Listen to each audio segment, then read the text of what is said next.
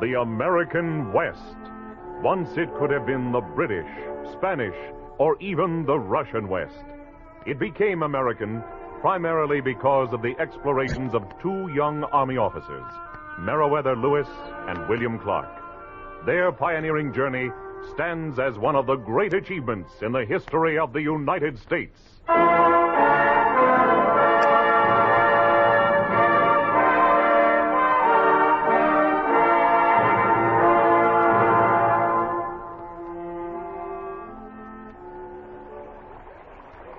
Captain Lewis, according to White Bear and the guides, we're miles into Blackfoot country. I ought to post guards tonight. You can put me down for the first watch, Sergeant Gass. Yes, sir. Second watch, Goodrich. Third, Frazier. Fourth, Werner. Captain Lewis, I wish to make talk. Very well, White Bear. Sit down. Other guides afraid. Many Blackfeet. Only 3 Nez Perce. But there hasn't been a sign of Blackfeet so far, White Bear. Blackfeet, 8 Nez Perce. For many years, war between us. Ahead is Hell's Gate Canyon, place of ambush many times in past. Trail filled with bones of Nez Perce. And you want to go back home. I can't blame you for that. I speak for others. They go home. I stay. I lead you through place of much death, if you say. No, White Bear. You've been a brave man to come this far. Perhaps we can find our way from here. In the morning, you go. My friend, do not go into canyon. The Blackfeet are not my enemies. They have no reason to harm me. Captain, Blackfeet, warrior people. Blackfeet live to fight. In Hell's Gate, they kill you. Without a reason? They do not need reason. You, stranger, they warriors. White Bear, because you have been a true friend, I want you to have this token, this medal with a picture of our great president, Thomas Jefferson. I am honored. My friend, I give you my name. From now to end of time, you are my other self. Thank you, White Bear. And my name is yours. Then we are truly brothers. Please, my brother, do not go into Hell's Gate. Come back to Nez Perce country. Someday, perhaps. But right now, I must go on. It is my duty. I fear for you, my brother. Many Blackfeet will come. You will die.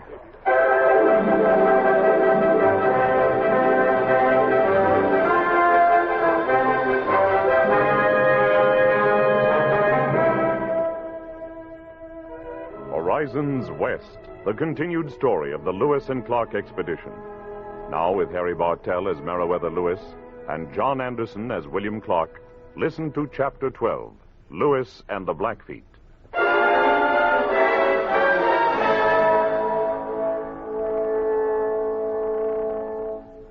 July 5, 1806. Meriwether Lewis and 9 men of the Lewis and Clark Corps of Discovery, including the brothers Reuben and Joseph Fields, White Bear and the Nez Perce guides, and the big Newfoundland dog Scannon, headed north and east toward the Great Falls of the Missouri River, today the site of the important Montana city of Great Falls. Here, Sergeant Gass and a detail would wait for Sergeant Ordway's party, floating down the Missouri, and help portage them around the falls. Lewis, 3 men, and Scannon would go north to explore the Marias River, then meet Sergeants Gass and Ordway where the Marias joined the Missouri. Together they would descend to the junction of the Yellowstone and Missouri rivers, where Clark and the rest of the Corps would be waiting. It was a daring and dangerous plan, made because the captains were determined to take back to civilization adequate information about this Montana country. At Meridian the next day, we smoked a pipe with our Nez Perce guides. We supplied them with food and bade them farewell. Then we mounted our horses and rode toward the canyon called Hell's Gate. Over here, Drouillard. How does it look ahead? Captain, you're right ahead with me, if you will. Gas, keep the detail moving. Stay alert. Yes, sir.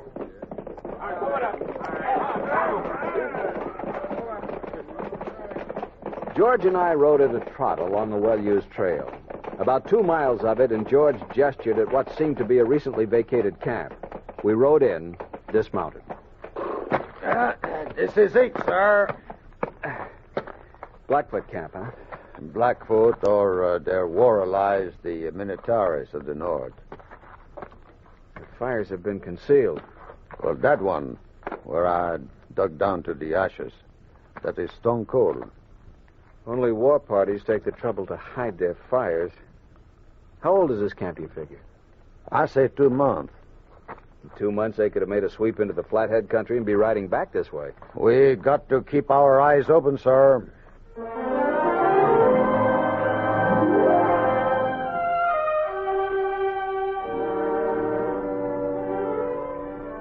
Despite the ominous relics in the Hell's Gate, and despite a second, more recently vacated camp we came upon 2 days later, no marauding Blackfeet appeared. With an easy trail, plenty of game, and good horses, we reached the Great Falls in a mere 8 days. It was like a paradise. Grass was luxuriant and plentiful for the horses, and all around us were the undisturbed buffalo herds. Evidence that the Blackfeet were not in the area. I sent Sergeant Gass and Joe Fields to recover our canoes from the shallows where we had sunk them the year before. And Rube Fields and I opened the cache. Captain, this earth's heavy and wet. Let's hope we wrap things tight enough. Yeah, almost there. I'm into it. Captain, it's in bad condition. Let's see. Yeah.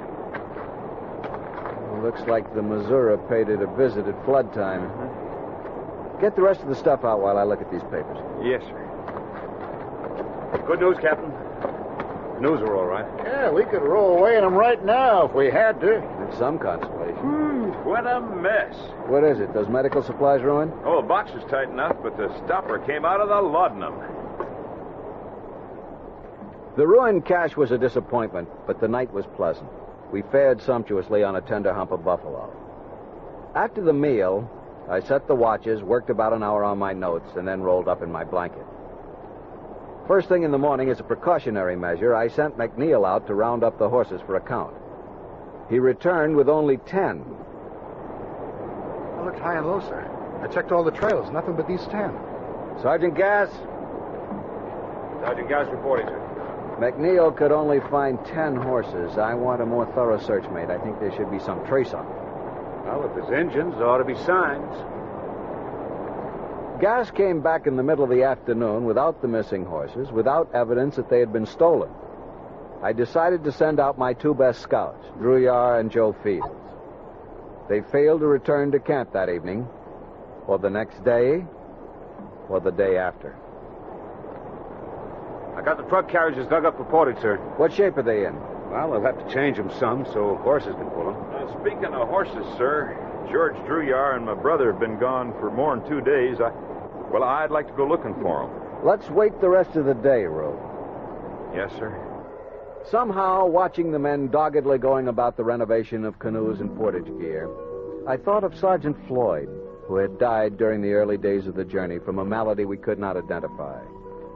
We'd almost lost Bratton to another mysterious malady, but to this anxious moment we had lost no men to war or to the hazards of the wilderness. Perhaps it was too much to expect to return home without paying tribute to both.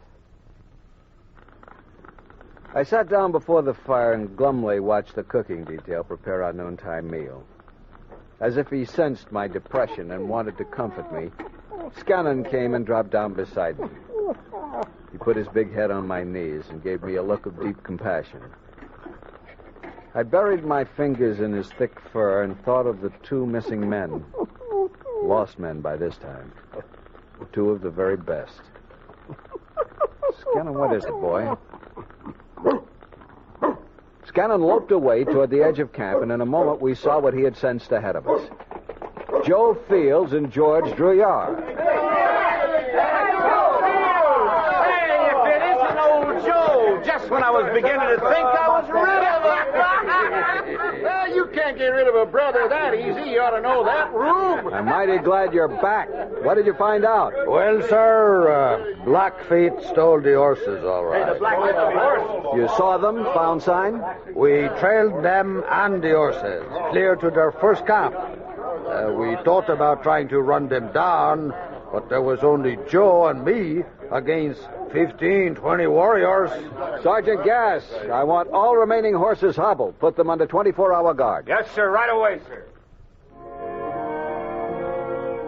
I was greatly relieved and adjusted my thinking to the grim fact that we had only 10 horses. These would have to provide motive power for pulling the baggage and canoe-laden trucks over the portage and carry me and my detail on our exploration of the Marias River. With me, I would take Drew Yar and the Fields brothers, 4 horses to ride and 2 for spares.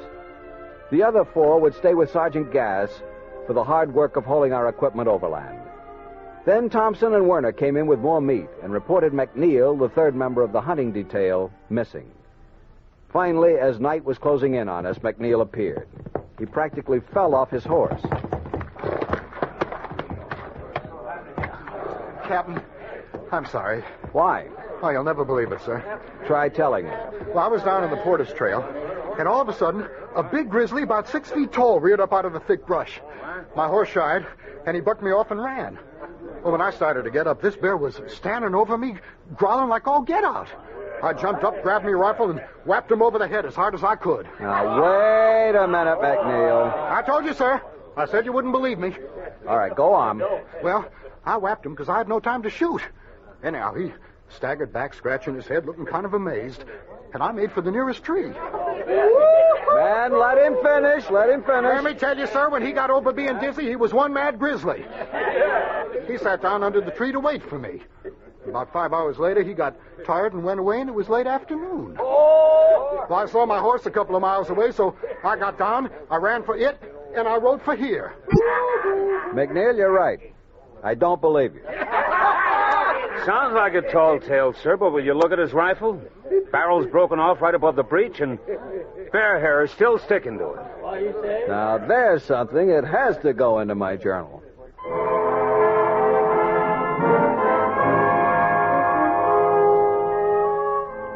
July 17, 1806.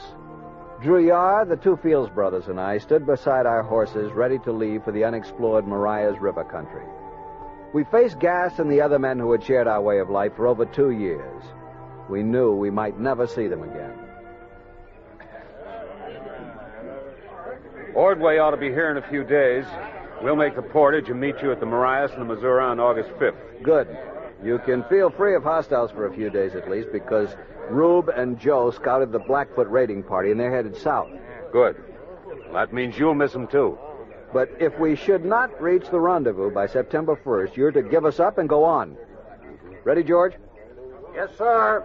Rube, Joe? Yes, sir. Yes, Captain. Let's go.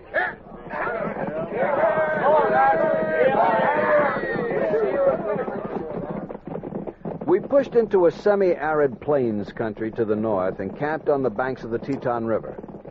Here I made scientific observations, and in the morning we moved on to the Marias. We followed it north and west for about a week, making observations as we went. The weather worsened, game became scarce, and George discovered that there were Indians in the vicinity. I had already determined that the Marias originated somewhere near latitude 50, so we decided to start back. I sent Drew Yar downriver to hunt, and the Fields brothers and I climbed a height to get a final panoramic look at the country. Oh, sure is pretty from up here. Get down, Joe. Behind the rocks. What is it, Captain? See for yourself, over there. Scannon, come here. Indian horses. Put the glass on them. About 30 horses, I'd say, half of them saddled. They might see our horses. Some braves are looking downriver. They probably sighted George. There's no way to warn him. No way at all. If we can get to our horses and charge him, that'll give George a chance to run. Not George. He'd come back to help, and we'd all end up getting killed. Now, the only way is a bold and friendly approach. We'll unfurl the flag and ride straight toward them. We moved quickly to our horses, mounted, and rode toward the Indians with the stars and stripes waving above us. Our sudden appearance confused them. For a few moments, they milled about indecisively. Then they ran to their horses. Good half of those saddles are pack saddles. I count 8 warriors. Yeah, if we can get George back, the odds will only be 2 to 1. Then we'll have a chance. One of them hostiles is going to ride straight for us. Rein in. I'll get down. Show them we're friendly. I hope you're doing right, Captain. I hope you're doing right. Now they're all riding at us and riding hard. The 8 Indians galloped steadily across the plain. They slowed to a trot as they neared us. I swung back into my saddle, called out to the men to make the peace sign. Then I moved ahead of the Fields brothers, shook hands with the first Indian, then greeted the other 7. We all dismounted. Quiet, Scout. I am Side Hill Calf, Big Blackfoot Piegan Chief. This Wolf Calf, Blackfoot War Leader. We come in peace. You smoke pipe with us? We smoke. Good. Other man downriver. He have pipe. You send man. Bring him here so we can smoke. Wolf Calf, you go. I was deeply worried. What if George mistook Wolf Calf for an enemy and shot him? Or what if Wolf Calf went for reinforcements? We stood around awkwardly, each group dubious of the other. After what seemed an eon of time, Wolf Calf and George Druyard galloped in together.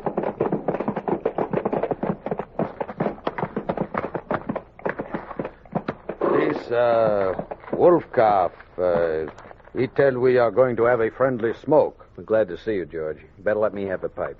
Yes, sir. We went through the pipe ceremony. With George's skill at the universal sign language, the situation grew easier almost immediately. Then we moved downriver and made common camp, where the Blackfeet set up a semicircular lodge of skins before our fire. We cooked buffalo meat for all. We ate together. Before the fire and under the stars, we began to talk, and I hoped George's sign language would be eloquent enough. We are part war party. Our tribe, half sun near. Half sun near? I don't understand. His people are half a day's march from here. He and his 7 men are part of a strong war party. Tell him our story and how one of our goals is to establish peace between all the tribes and do away with all warfare between whites and Indians. I will try, Captain. I watched the Indians as George began using his hands. The Blackfeet, however, while obviously admiring his ability, seemed to distrust it, very much like an uneducated man distrusting the easy speech of the educated. Finally, George turned to me. They will not talk peace, only talk about how strong they are, how their neighbors fear them, and how still another Blackfoot tribe is near, not to mention the Minnetares of the north. Let me try. Side Hill Calf, great chief. Big white tribe downriver, many rifles. You come see, yes? We give you tobacco, horses, yes? We talk again. Next sun. First, we sleep. Yes, my friend. We all sleep. Good night. I composed myself near the fire, and Scannon lay beside me. Sleep took hold of my men and all of the Indians except Side Hill Calf. He was stretched out, feigning sleep. I wondered about his distrust of us. I looked at him again. Weariness had at last overcome him. He was asleep. The camp was peaceful. I was glad when Joe Fields signaled that it was time for his watch. I drifted into an uneasy, nightmarish sleep.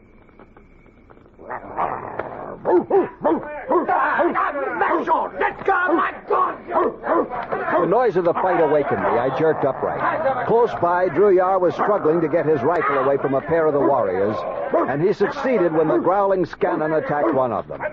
Rube and Joe had closed with Side Hill Calf and another savage who had stolen their rifles. I reached for mine, found it missing, and leaped to my feet, pistol in hand. Give me that rifle. You die! Get him, Rube. Get him. As Rube Fields killed Side Hill Cap with his knife, I ran after the Indian who had my rifle. I caught him within 50 yards and, brandishing my pistol, forced him to drop it. Their weapons recovered, Rube and Joe charged in to help me. Let me kill him. Let him go! He could have killed me, and he didn't. If you say so, sir. Where's George? Here! I'm here! No, George, let him go!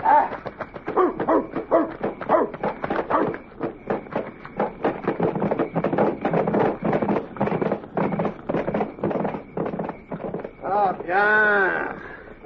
For a moment, I thought he was going to kill you. I was lucky. His bullet was so close I felt the wind from it. I'm all of a piece. How about you two? We are all right. This Scannon, he saved my life. Ever want to give that dog away, Captain? You know to who? I think I'll keep him for a while. Throw some wood on that fire so we can see. We better pack and get out of here as fast as we can ride.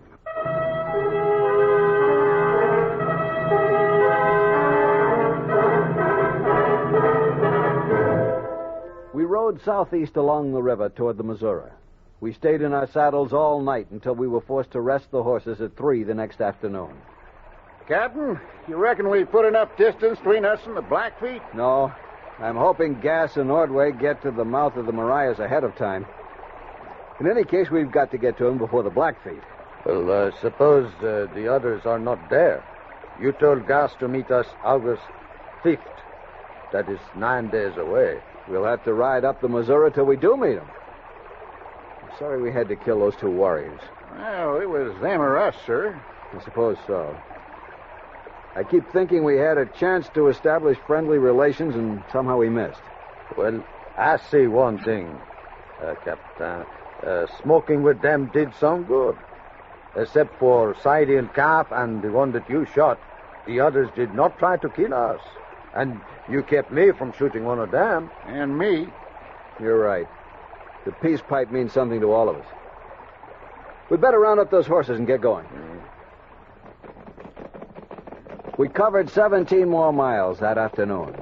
Then we stopped for a hasty supper and rode on by night until 2 in the morning.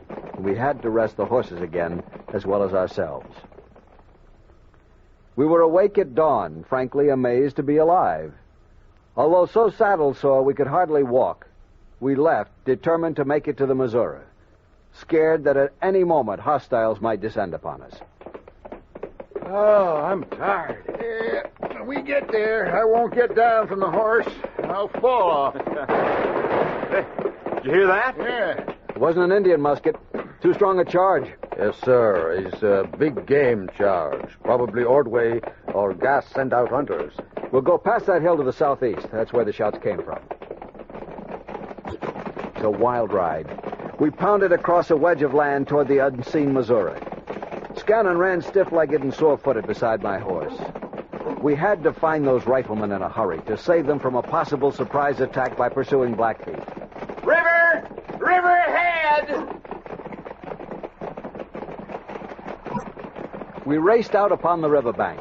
Up the Missouri, just rounding a bend, was a welcome sight. The canoe flotilla of Sergeant Ordway. Ordway! Ordway! Ordway and his laden canoes pulled in close to the shore, and the men fired off a volley of shots in their exuberance over seeing each other.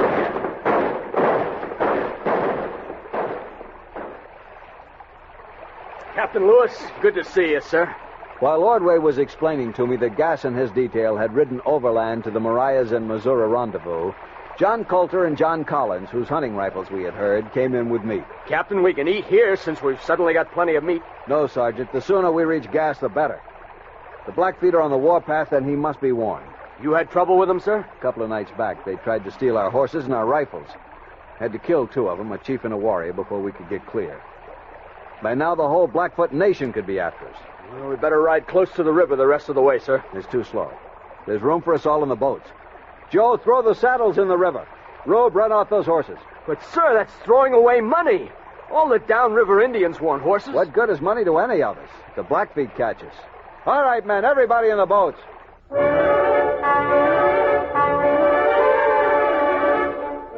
We headed downriver and met Sergeant Gass and his men. We stayed there only long enough to eat and to open and recover spare equipment and ammunition. Additional boats hidden nearby were seaworthy, with the single exception of the big red pirogue. Then we turned Gas's horses loose, piled into the boats, and headed downriver at top speed, 7 miles per hour.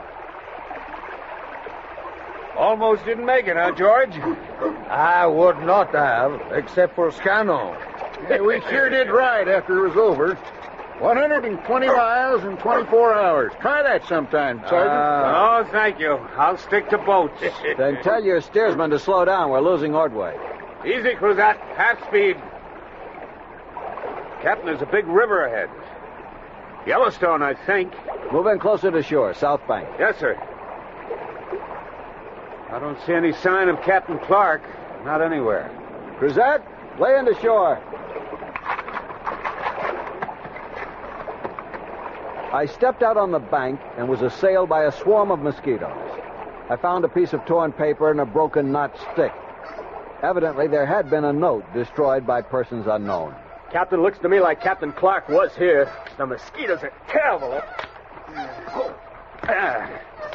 Maybe Captain Clark went south to get rid of them. I got him. Gas, nobody could stay here without being eaten alive. We'll move on. Slowly. Keep a sharp eye out for them. Yes, sir.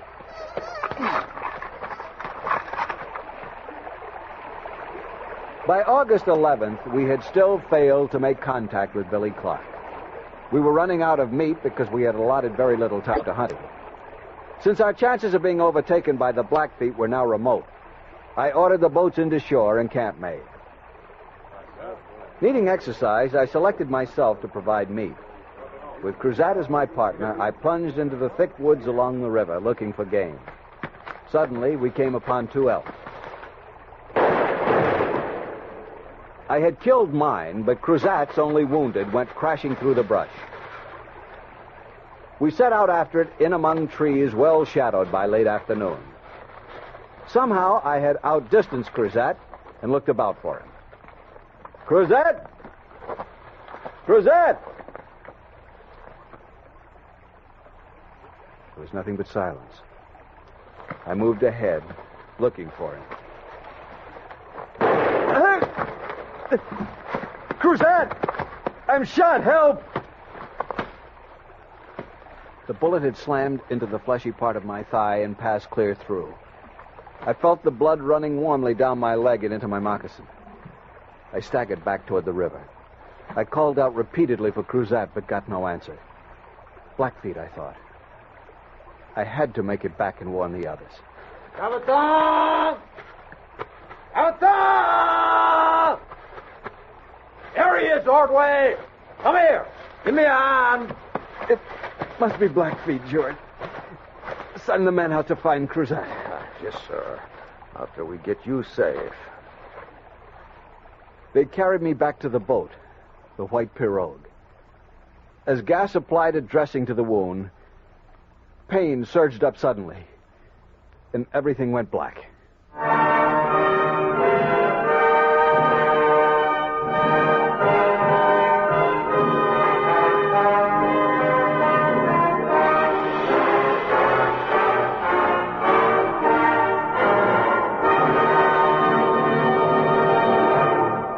You have been listening to Horizons West, the continued story of the Lewis and Clark expedition. Chapter 12, Lewis and the Blackfeet, starred Harry Bartell as Meriwether Lewis. Featured in the cast were Carl Swenson, Bill Quinn, Eddie Firestone, Dan Barton, John Stevenson, Howard Culver, Dal McKennon, and Jane Avello. Our story was written by Carl A. and William Tunberg and directed by William Lally. Sound patterns by Gene Twombly. Michael Rye speaking. This is the United States Armed Forces Radio and Television Service.